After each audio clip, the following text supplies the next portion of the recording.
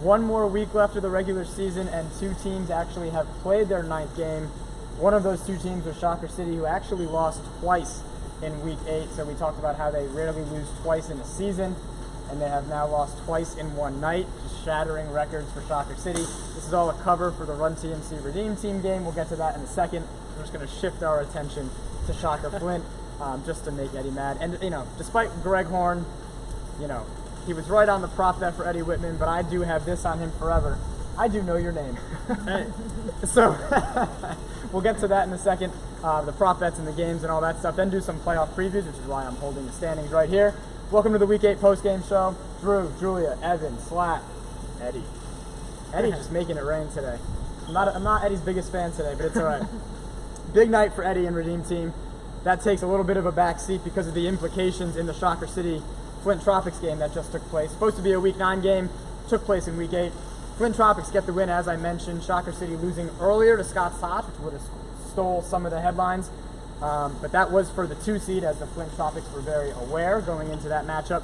And they have all but locked up a top 2 seed for the playoffs. What did Shocker City do in that nightcap? We'll start with that. That wasn't enough. And both teams playing their second game of the night, and the Flint Tropics come away with the win. It just seemed like they were constantly chasing them throughout the entire game. Like, they would hit a big 3, and then Flint would go down and match that, and they just couldn't get over the hump. They almost came back. I think it was tied at one point in that fourth quarter. They did erase that. Down and hit a 3, and they got a steal, I think. So. Yeah. Flint at one point had an 11-point lead, but that quickly went away. Jason Hernandez, he was hitting 3s all night. Him and Mike Pizzuto were going back and forth. Like Slot said, every time Jason got one, they just answered with another 3 of their own, and they held out till the end. Yeah, and so we're going to get to what that means in a second, but the Flint Tropics do finish the season 8-1. They won't be playing next week. They await the winner if Run TMC wins against the Bricklayers next week. Because Run TMC beat the Flint Tropics, that will be the 1 seed. Flint can't fall beyond 2. Speaking of Run TMC tonight, they lose to the Redeem Team. Big win for Redeem, as they now are 5-3 after the win with 1 game remaining, and now control. You guys lost to Nick Strong, right? Yep. All right, so we'll get to that in a second. So Redeem Team and Nick Strong both 5-3 because of the head-to-head tiebreaker. Redeem Team with a Nick Strong loss next week can get up to as high as 3. If they lose, and you guys lost to Shocker City, right? Yep. It's easier to ask Eddie. I'm not rubbing it in. So then they can fall as far as 6. So the range for Redeem Team 3 to 6. Same for Nick Strong. It could be a bunch of 5-4 teams. But first, what did Redeem Team do besides hit a ton of shots to get the win? Well, it's not only what Redeem Team did, but obviously Run TMC without Reggie Stewart, the league's leading points per game getter. And I mean, Redeem Team just played more sound team basketball in this one. I think Eddie was getting hot from downtown pretty early and slowed down a little bit, but that's okay because Lockdown defense. Lockdown defense, yes, of course. Yeah. But Eric Singleton, Melquan Horton kind of holding it down for the team. Eric with honestly probably one of the best dunks of the year, in my opinion. Getting right past you and throwing it down on Slat. Sorry, Slat. But, it's my bad. It's my bad. But Melquan holding it down on defense, Eric holding it down on offense, and just overall a very well-rounded game for Redeem Team, and Run TMC not playing their best basketball, not getting enough contributions out of everyone, and that was the answer for Redeem Team in this one. Yeah, like I mentioned, and we'll touch on all these teams again. Redeem Team 5-3. Nick Strong improves to 5-3 with a win over the Silly Senders tonight. They almost only had one player. They dropped 100. Dropped 100 on them, and they beat the Silly Senders quickly. Nick Strong, if not, I think that is 5 in a row for Nick Strong after starting 0-3. So 5 in a row, looking to make it 6 in a row and climb from maybe last place in the standings technically as up to 3. What did they do in Week 8 to make it 5 in a row? Yeah, I think definitely in this league I'm noticing a huge trend. I mean, depth and experience, you got to have it to win and be successful. And Nick Strong has been on their game the last couple games. They definitely have the depth, and Silly Senders definitely did not have their depth tonight, and they don't have the experience. So I think that's huge for them, big fatal flaw for them. So good looks from Nick Strong.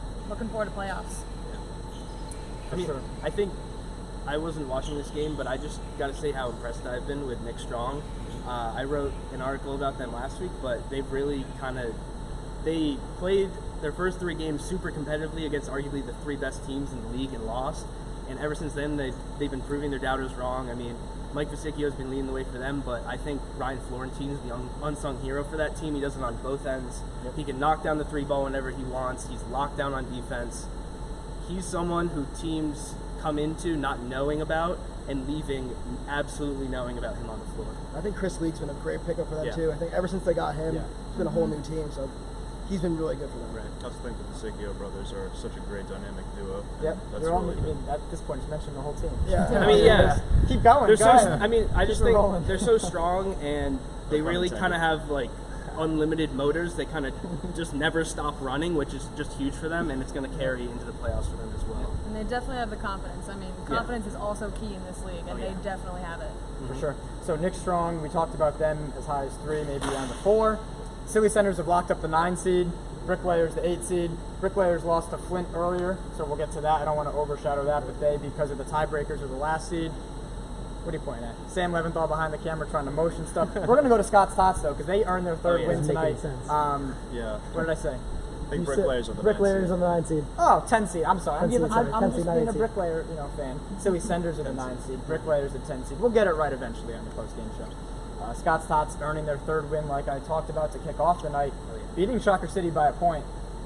They played Run TMC very tough last week, carried that over again and beat Shocker City. Scott's Tots, got a lot of love on the podcast from Greg and Connor.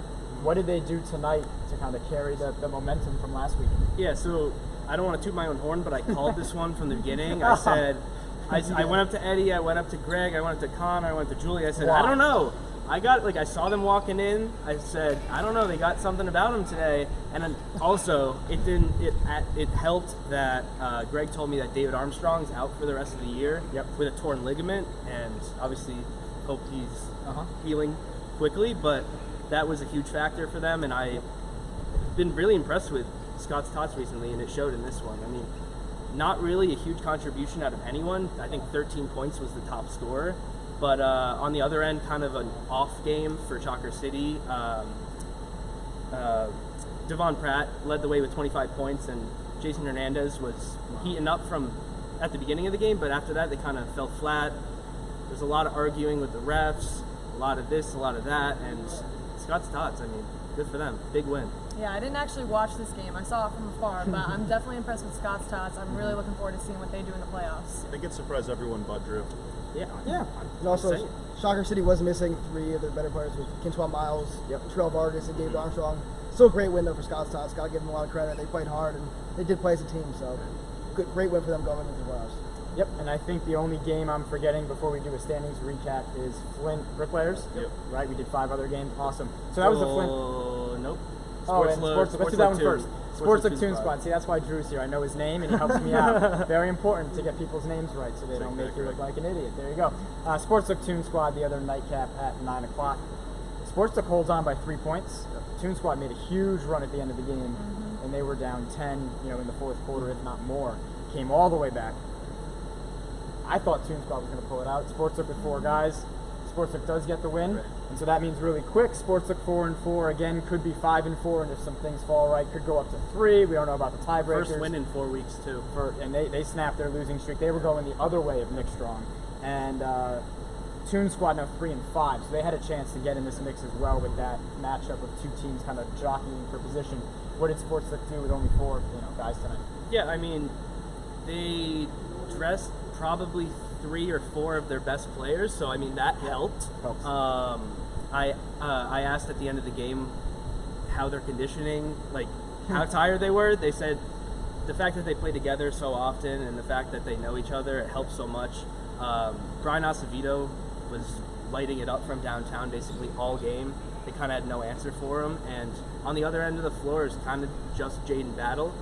We talk about Chad McCoy a lot. 41, right? He had 41 he had 41 points. He Huge night. basically hit anything that he shot, and I was expecting a big night out of Chad McCoy, considering he was the tallest and biggest guy on the floor, and he dominated, but he was getting the ball picked from him, or just stolen from him at the right under the basket, basically 9 out of 10 times, so he's got to do a lot better with ball security. And on the other end, Sports Look, ball movement, they were talking, hitting their shots. when you hit your shots at that high of an efficiency, then you're just gonna, it's a higher percentage that you're gonna win the game. Yeah, I think again with Sportslook, the experience helped them for sure. They were definitely down. They didn't have any subs tonight, so that was kind of letting me root for Toon Squad. I was hoping that they would pull out the win, but again, Jaden Battle, 41 points. I could see that they were playing as a team tonight, which was a first. I haven't seen them play very much, but they were definitely playing as a team, and I think that helped their confidence and helped them keep it close. Shout out Sportslook too. They took no timeouts in this entire game. We were like, yeah, I just want to add, like, you have Sportslook with no subs, and then on the other side of the spectrum, Toon Squad looked like double or more of their roster, so I think that speaks volumes as to how conditioned they are. for sure. And so not an easy game for Nick Strong next week. We kind of talked about all the seeding. It's going to be easier to look at a standings page than us try to rattle them off. So the standings obviously are on the website, but Scott's Tots and Nick Strong next week with huge stuff. So Eddie is now loving the matchup. I am. Because I mean that's going to be a great game between two teams that know each other. They're friends. But if Nick Strong loses, that opens the door for Redeem Team to win and get the 3 seed. And again, the matchups on the bracket, 3 plays, on the same side as the 2, the 4 and the 5 play in the quarterfinals. So that's one of the matchups. Bricklayers TMC we mentioned. Redeem Team Toon Squad, so not necessarily an easy game, but that has implications for Toon Squad and Redeem Team. And Sportslook Silly Senders. If Sportslook only has 4 guys, Silly Senders have shown that their length and they're putting some stuff together. No team is completely rolling over, especially in week 9 with the playoffs right around the corner. Really quick, one word, because this has been a long one and we got to get out of here. One word to sum up what you're expecting in week 9 as far as seeding and stuff like that. Let's see, we're trying to keep it interesting. Sam is not a fan of the question. One word summing up the league through week 8, I don't care. Week 9, go. I think upsets. Okay. Stole mine. Okay. I was gonna say blowouts. You think the week 9 will be blowouts? Yeah, I mean, I think Run TMC is gonna blow out Bricklayers. Of course you do. I mean, Flint already won, but Yep. I don't know. We'll see. Okay. Shocking. Shocker. No pun intended. All right. Well, Shocker City won't be playing in week 9, so there you go. I think Upsets? unpredictable, but upsets, yeah, for Unpredictable, sure. like it. Referees. Oh. Referees, because I think that's gonna affect the game down the line. Yeah, and then so next week's week 9. After that, we do have the playoffs where the top 6 technically get a bye, where they don't have to play twice in one night. So that's kind of the reward for being in the top 6. And then jockeying for position, we're going to break down all the matchups after week 9. We'll have those playoff seeds for you and the bracket that we get to put together to the chagrin of Sam Leventhal behind the camera. Very good job. Hi, Weekly Rebound. All right. And yeah, good. We have the last word from Greg Horn, as always. He said Shocker City. Yeah. He said go Shocker City. Yeah, all the stuff. Listen to the Weekly Rebound. They'll have some playoff preview stuff coming on. And we'll be back for a Week 9 post-game show next week from InSports. Thanks for watching.